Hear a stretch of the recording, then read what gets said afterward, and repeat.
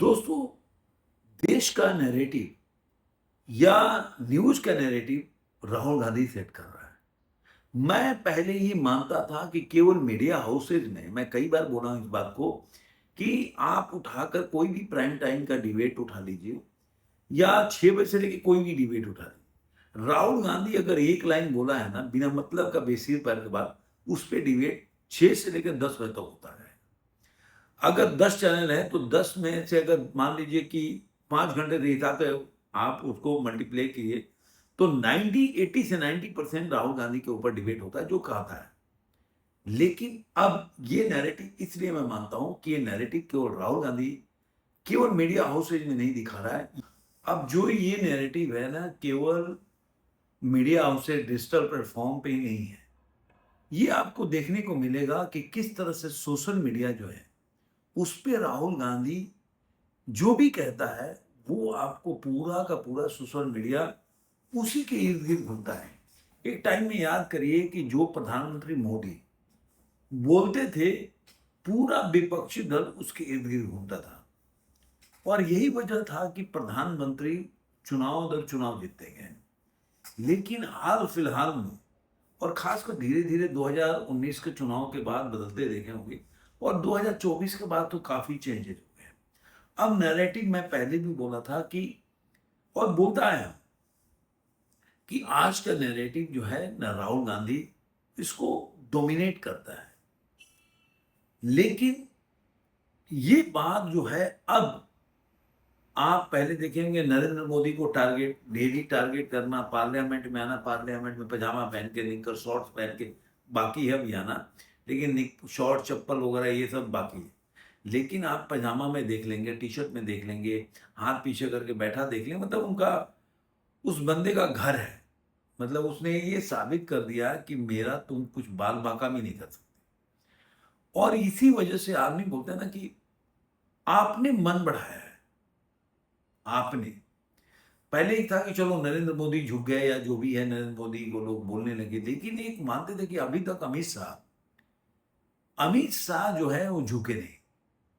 लेकिन कल का जो बाइट था ना, मुझे वो अमित शाह नहीं दिखा उस बाइट में, जिसको लोग जानते थे स्ट्रॉन्ग, और कभी भी मीडिया हाउस कोई सवाल पूछा था तो एकदम ताबड़तोड़ जवाब देने का, वो चीज नहीं दिखा। वही लाचार, जो नरेंद्र मोदी को लाचार देख रहा हूं, वही लाचार। तो देखा जाए तो पूरा का पूरा सरकार लाचार दिख रही है इस वक्त। और लाचार, ये लाचार जो होता है ना, कि आप अपने घर के कोई लीडर हो, जो घर का बड़ा आदमी हो, जो घर के फैमिली को लीड करता हो, चलाता हो, उसको कभी भी आप ये नहीं देखेंगे कि वो घबराने वाला हो या दुबक के रहता। आप अपने, कोई भी बच्चा होता है अपने फादर को एज ए हीरो देखता है, उसमें ही सुपरमैन देखता है। ये एक नॉर्मल सी बात है। तो वही एक देश की जनता प्रधानमंत्री मोदी में देखना चाहती थी, लेकिन धीरे धीरे वो नैरेटिव, एक तरफ से देखा जाए तो वो चीजें दूसरे नैरेटिव में चेंज हो गया।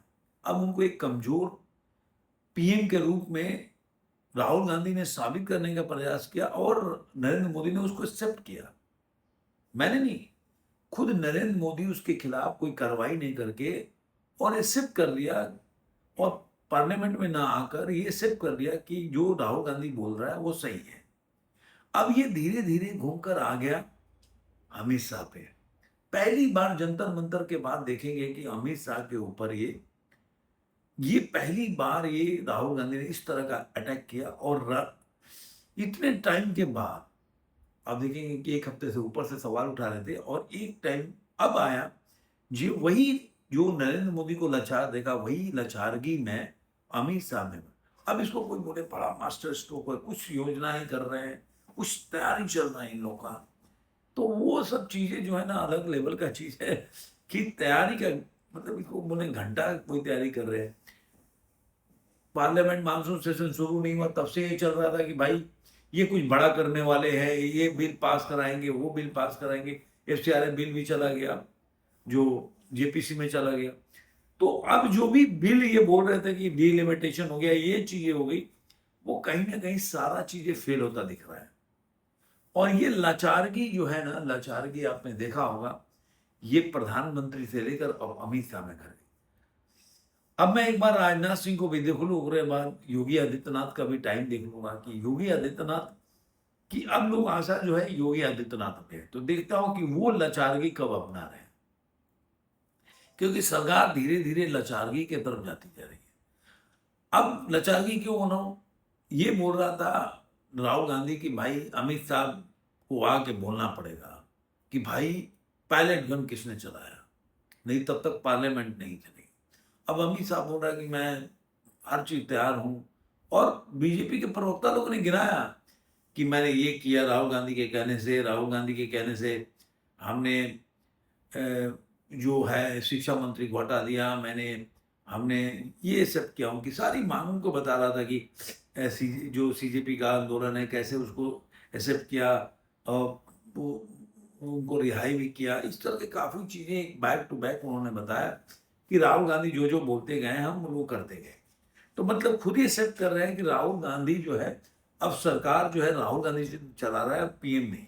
तो जो बीजेपी के लोग ये आवाज बोलते थे बुलंद होकर कि भाई सरकार जो है मनमोहन सिंह नहीं चला रहे, सोनिया गांधी चला रही है, तो आज भी तो सरकार राहुल गांधी चला रहा है। आज भी सरकार राहुल गांधी चला रहा है, पहले सोनिया गांधी चलाती, आज राहुल गांधी सरकार चला रहा है। तो आज आप किस मुंह से बोल सकते हो कि मनमोहन सिंह पीएम नहीं थे, डमी प्राइम मिनिस्टर थे? तो ये आने वाले जो हम अमित शाह बोल रहे हैं कि हम 3 बजे तक तैयार है, 3 बजे तक दें, वो बोला निकल के कि भाई हम लेक्चर सुनने नहीं आए। ये एक ही सांस में दोनों चीज बोल रहा है जो कंगना कि भाई हम राहुल उनको अमित शाह को आके भाषण देना पड़ेगा, बताना पड़ेगा, और प्रधानमंत्री को माफी मांगनी पड़ेगी, 2-3 चीज, और उसी में बोल रहा है कि नहीं उनका लेक्चर में नहीं सुनूंगा। तो ये राहुल गांधी इस समय जो प्रधानमंत्री है सबको लाचार कर चुका है, और मुझे इन लोगों को अब नहीं निकल लग रहा है कि इससे बाहर निकल पाएंगे। तो पहले जो सोनिया गांधी के हाथों की कठपुतली राहुल मनमोहन सिंह थे, अब राहुल गांधी के हाथों की कठपुतली जो है अमित शाह और नरेंद्र मोदी है। धन्यवाद।